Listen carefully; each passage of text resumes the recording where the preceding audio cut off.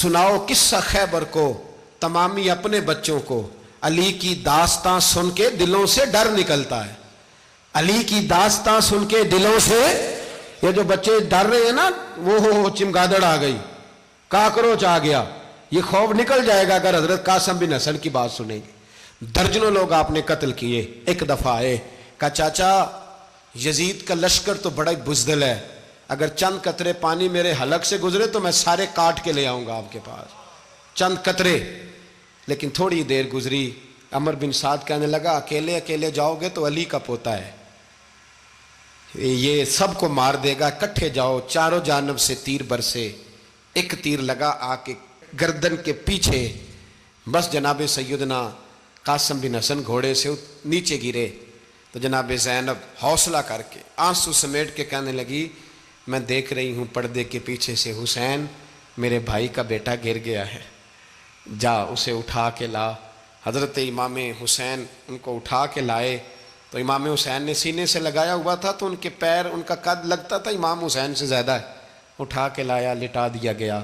امام حسین کے اپنے بڑے بیٹے میدان میں نکلنے کو، علی اکبر نام ہے، جب جن لوگوں نے حضور کو نہیں دیکھا تھا وہ جب کہتے نا ہم نے نبی پاک کا دیدار نہیں کیا تو بتاؤ کس طرح کے تھے، تو بتایا جاتا تھا کہ جناب علی اکبر کا دیدار کرو، ہم شبیہ مصطفیٰ۔ اور جب وہ گلیوں میں نکلتے تھے تو عورتیں چھتوں پہ چڑھ جاتی تھیں۔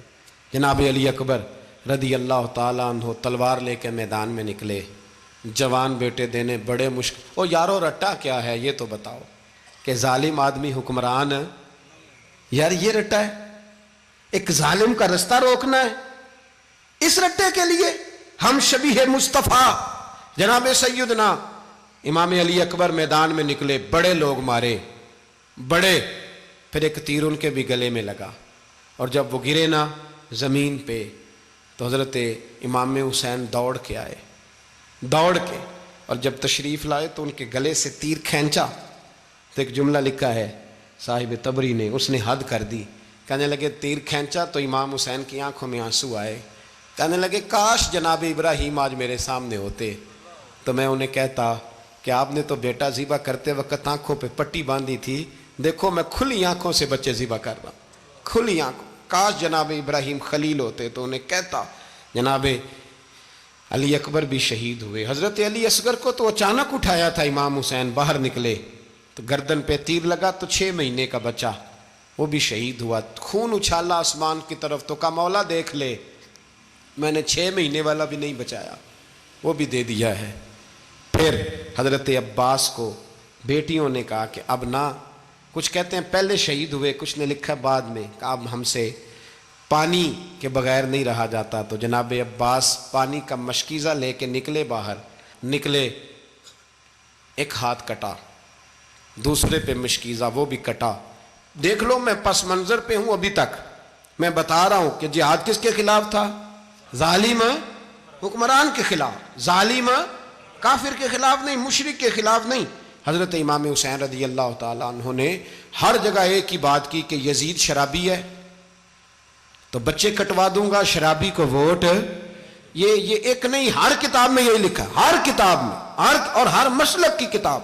یزید چونکہ مجرے دیکھتا ہے، رنڈیوں کا ناچ دیکھتا ہے، بچے کٹوا دوں گا، اس کے ہاتھ میں ہاتھ۔ امام حسین نے فرمایا چونکہ اللہ کی حدوں کو توڑتا ہے، حقوق اللہ پامال کرتا ہے، حدود اللہ، بچے کٹوا دوں گا لیکن اس کے ہاتھ میں ہاتھ۔ سارا دن خود مجرا دیکھنا اور 10 محرم کو 2 دیگیں پکا کے حسینی بن جانا، سارا سال خود گند مند کرنا، شرابیوں کے ساتھ رہنا، اور 10 محرم کو 2 آنسو بہا کے یاد رکھنا۔ میں ہمیشہ کہتا ہوں، پھر کہہ رہا ہوں، جس کے موبائل میں گندے گانے ہیں، گند دیکھتا ہے، شرابی کبابی کا سپورٹر ہے، ووٹر ہے، یا مجرے دیکھتا ہے آتا جاتا ہے، وہ یاد رکھے قیامت میں امام حسین کا ہاتھ ہوگا، اس کا گریبان ہوگا۔ ہم سے نہ رقم ہوں گے قصیدے یزید کے، ہم لوگ تو حسین کے سیرت نگار۔ حضرت عباس کا بازو کٹا، پھر پانی تو بھر لیا تھا، لا نہ سکے، پھر گردن کٹی تو شہید ہوئے۔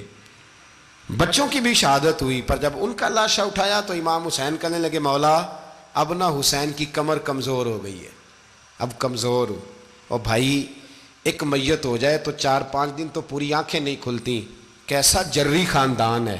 تھوڑی دیر گزری تو امام علی مقام نے پٹکا باندھا، سر پہ دستار باندھی، مولا علی کی تلوار پکڑی، نبی پاک کا امامہ باندھا اور گھوڑے پہ سوار ہوئے تو کہنے لگے زینب گھر تیرے حوالے اور میں اللہ کے حوالے، گھر تیرے حوالے اور میں، اور پھر امام حسین نکلے، امام علی مقام نکلے۔ راوی کہتے ہیں کہ یہ جلوہ پہلے بھی بڑے سونے تھے پر آج جو رنگ دیکھا وہ کبھی نہیں دیکھا۔ کیا انداز تھا، جدھر جاتے نعرہ لگاتے تو حد ہو جاتی۔ اتنے لوگ امام حسین نے کاٹے، اتنے کاٹے، پھر واپس پلٹ کے آئے اور کہنے لگے زینب ذرا پردے کے پیچھے سے دیکھ تو صحیح میری بہن، ان بزدلوں کو جرت ہی نہیں ہو رہی حسین کے مقابلے میں آنے، ایک دوسرے کو دھکا دیتے، تو جا تو جا، پھر اکٹھے وار ہوئے۔ یہ کون ہے کٹا ہوا، لباس ہے پھٹا ہوا، یہ بال یقین حسین ہے، نبی کا نور عین ہے۔ پھر چاروں جانب سے تیر برسے تو امام علی مقام چونکہ نماز کا وقت ہو گیا تھا، اترے گھوڑے سے، خون بہہ رہا تھا، گرم ترین ریت سے تیمم کیا، سر سجدے میں رکھا، اور جب شمر آپ کی گردن کاٹنے لگا تو کہنے لگے ٹھہر جا ذرا رب سے ایک بات کر لینے دے، اور پھر بولے امام حسین، کہنے لگے مالک تو اب بتا کہ حسین سے راضی ہے کہ ناراض ہے، تو بتا۔ تو پھر ایک آواز آئی، یا ایتھا النفس مطمئنہ ارجعی الی ربک راضیۃ مرضیہ، فرمایا نفس مطمئنہ واپس آ جا، تو اللہ سے راضی ہے، اللہ تجھ سے راضی۔ امام حسین وہاں شہید ہو گئے۔ اب یہ قافلہ امام حسین کا سر کاٹ، ذرا دیکھنا غور کرنا، سر کاٹ کے نیزے پہ رکھا ہے، جسم کربلا میں پڑا ہے، عورتوں کو گھوڑوں پہ بٹھا کے لے جایا گیا یزید کے دربار میں۔ یزید پہلے عبید اللہ ابن زیاد نے بدتمیزی کی، پھر یزید نے کی۔ سعودی عرب کا ایک مولوی بول رہا تھا، سعودی عرب کا، ان سے بھی بڑا عشق ہے، جس نے تقریر سننی ہو میرے پاس ہے۔ ہمیں لوگ مشورے دیتے ہیں کہ جو یزید کو اچھا کہے اور حسین کو باغی کہے اس کو ہم امام مان لیں، اس بے شرم بے حیا کو جو نبی پاک کے گھرانے کے بارے میں بکے اسے امام۔ سعودی عرب میں مسجد نبی میں درس دینے والا جس نے تقریر سننی ہو میرے پاس ہے۔ وہ کہتا ہے یزید تو بڑا اچھا آدمی تھا، اس نے تو بڑی خدمت کی، تو میں نے اسے کہا رشتہ داری کر لیا یزید کے ساتھ، قریب ہو جا۔ شرم نہیں آتی؟ آج بھی نبی پاک کا دل دکھاتے ہو، حیا نہیں آتی، خیال نہیں آتا؟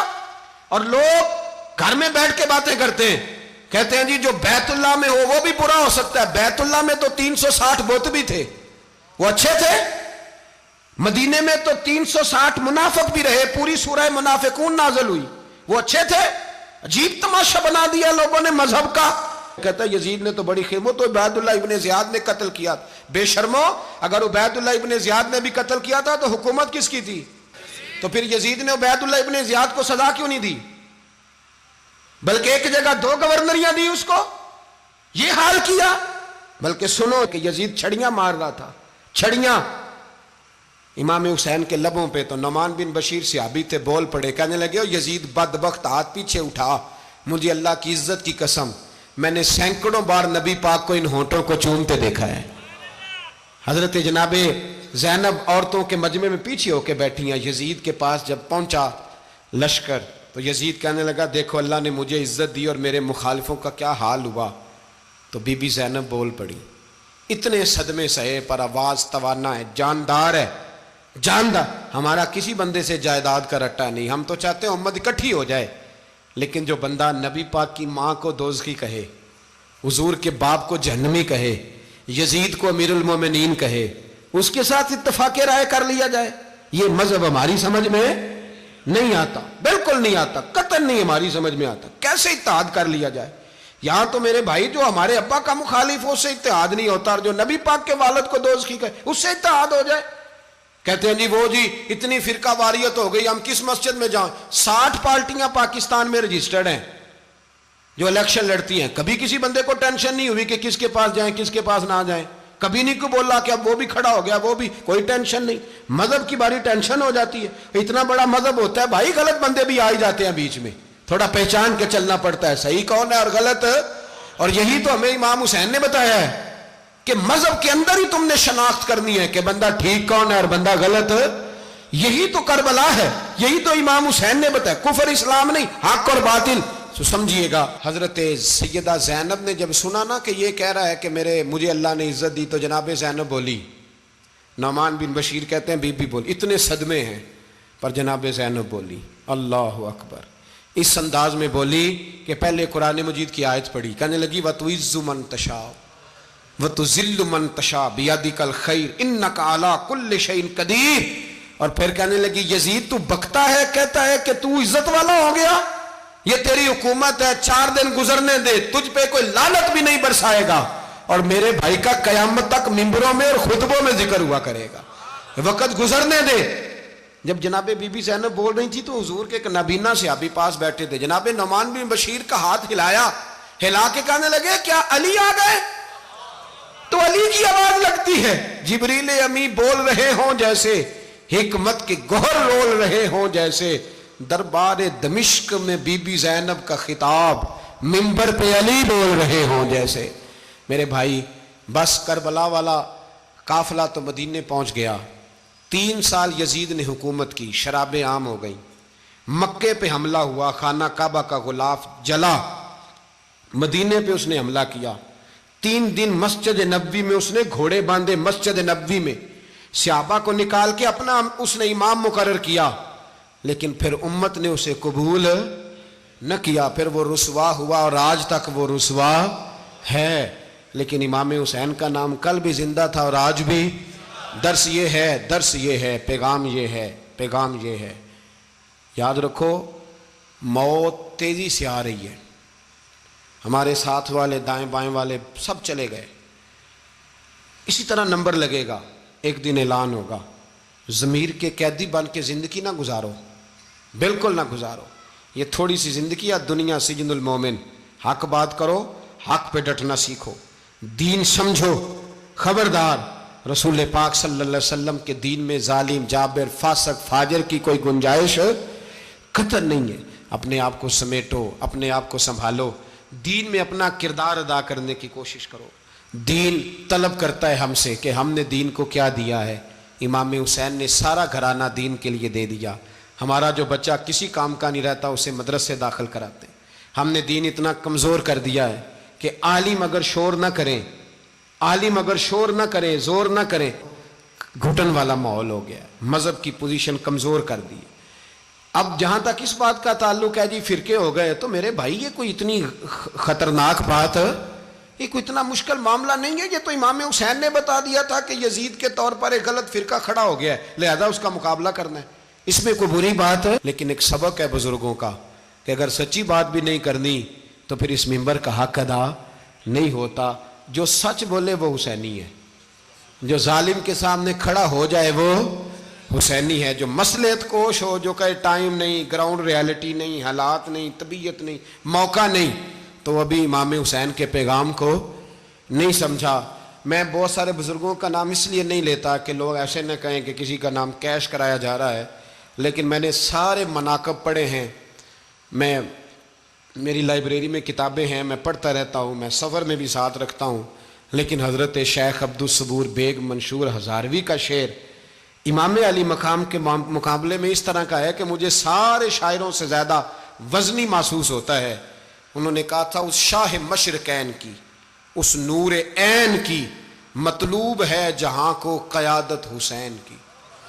دیکھیے ذرا حسن، اور ہر سو یزیدیوں کا زمانے میں زور ہے، ایک دو جگہ پہ نہیں، ہر سو یزیدیوں کا زمانے میں زور ہے۔ منشور آج پھر ہے ضرورت حسین کی، آج پھر ہے ضرورت ہے، آج لوگ حسینی بنے، امام حسین کے نقش قدم پر۔ وہ کہتے ہیں زور ہو گیا یزیدیوں کا، یہ ہمارے بزرگ ہمیں بتا گئے۔ مسجد کی طرف توجہ کرو، اپنے بچوں کی نگہبانی کرو۔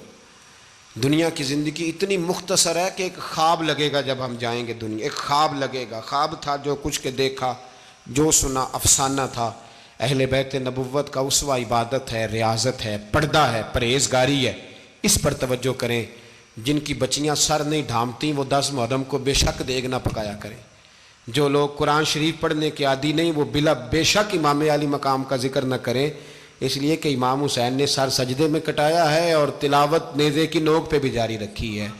دین کے ساتھ اپنے آپ کو جوڑو، دیندار بنو، رسول اللہ کی غلامی اختیار کرو، ورنہ یہ زندگی کچھ ایسا وقت بھی لاتی ہے کہ جب زندگی بوجھ بن جاتی ہے۔